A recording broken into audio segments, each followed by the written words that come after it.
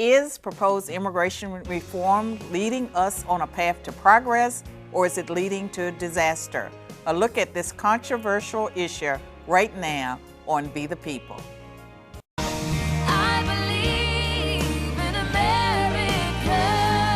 I'm not giving up on the land I love.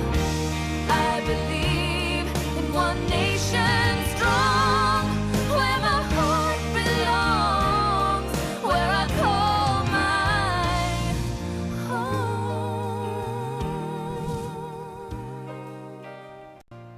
Greetings from Nashville, Tennessee. I'm Swain. This is Be the People.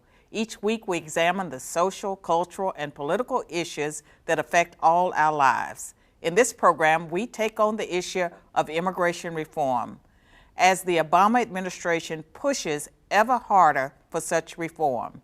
In late January, just after his inauguration, President Obama made these remarks during a speech in Las Vegas. Most Americans agree that it's time to fix a system that's been broken for way too long. I'm here because business leaders, faith leaders, labor leaders, law enforcement, and leaders from both parties are coming together to say now is the time to find a better way to welcome the striving, hopeful immigrants who still see America as the land of opportunity. Now's the time to do this so we can strengthen our economy and strengthen our country's future. Think about it. We define ourselves as a nation of immigrants. That's who we are, in our bones. The promise we see in those who come here from every corner of the globe, that's always been one of our greatest strengths. It keeps our workforce young, it keeps our country on the cutting edge, and it's helped build the greatest economic engine the world has ever known. After all, immigrants helped start businesses like Google and Yahoo. They created entire new industries that in turn created new jobs and new prosperity for our citizens. In recent years, 1 in 4 high-tech startups in America were founded by immigrants. 1 in 4 new small business owners were immigrants, including right here in Nevada. Folks who came here seeking opportunity and now want to share that opportunity with other Americans. But we all know that today we have an immigration system that's out of date and badly broken. A system that's holding us back instead of helping us grow our economy and strengthen our middle class. Right now we have 11 million undocumented immigrants in America. 11 million men and women from all over the world who live their lives in the shadows. Joining me now to add perspective on the immigration reform issue are Hispanic Chamber of Commerce President Yuri Cunza and Barnett, who has written several opinion articles on the subject of refugees being brought into the U.S. Yuri, what do you think of the president's speech there and his plan to reform immigration? Well, up to the point that the clip ended is the part that the lives and the future of those 11 million, only that part was really addressing, just touching the surface of it. Right. I think there is a very clear difference. The people he is speaking of before that are the ones that definitely are going to help the country move forward. But we need to, before doing that, before even talking about that, we need to address the issue of those that are living in the shadows. It is the result but he was talking about those living in the shadows. He was talking about those. The connection is not right there because okay. There's two different segments of the population.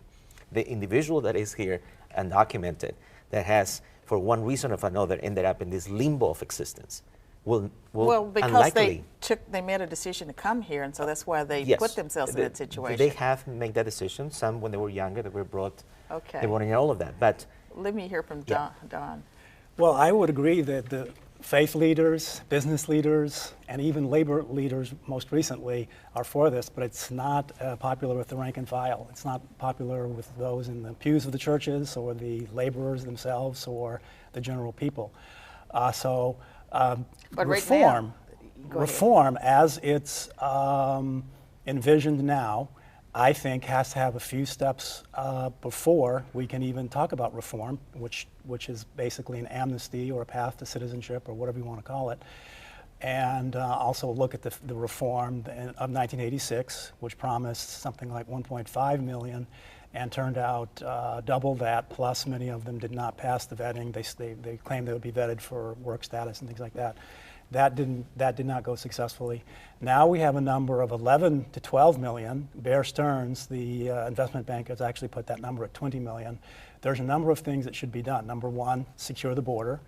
Okay. There's been a lot of progress there, but there's still more to be done. Number two, assess the cost. The cost is tremendous of allowing a number this large into public services and welfare. The cost is tremendous.